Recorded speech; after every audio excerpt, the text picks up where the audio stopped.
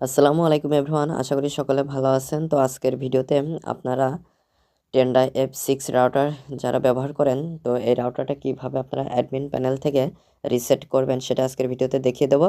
তো অবশ্যই আপনারা ভিডিওটি না টেনে সম্পূর্ণ ভিডিওটি দেখবেন।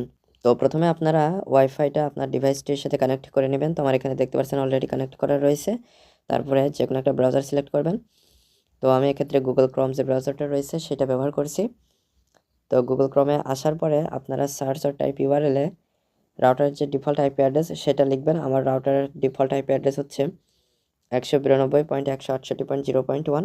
তো আপনারা যদি আপনার রাউটারের ডিফল্ট আইপি অ্যাড্রেস না জানেন তাহলে রাউটারের পিছনে এটা পেয়ে যাবেন। তো সেখান থেকে দেখে নিয়ে আপনারা এখানে টাইপ করে আপনারা ভিজিট করবেন। তো আপনাদের যদি log in password set up দেওয়া থাকে তাহলে সেটা চাইবে। তো আমার এখানে অলরেডি সেট আপ করা রয়েছে, তো লগ ইন পাসওয়ার্ডটা চাইছে, আমি এখানে দিয়ে দিচ্ছি। তারপর জাস্ট লগ ইনে ক্লিক করে দিচ্ছি।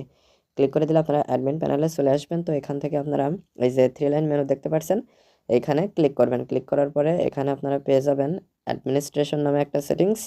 তো এটার উপরে ক্লিক করে দিবেন। ক্লিক করে দিলে স্ক্রল ডাউন করে একটু নিচে আসলে আপনারা রিসেট নামে একটা সেটিংস পেয়ে যাবেন।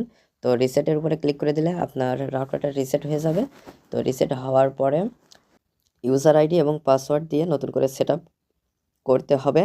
তো আমি অলরেডি রিসেট দিয়ে সেট করে নিয়েছি। তো আপনারা এই রিসেটে ক্লিক করে রিসেট করে নিতে পারবেন।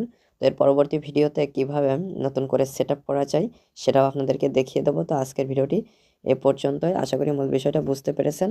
তো ভিডিও সংক্রান্ত কোনো মতামত থাকলে অবশ্যই কমেন্ট করে জানাবেন।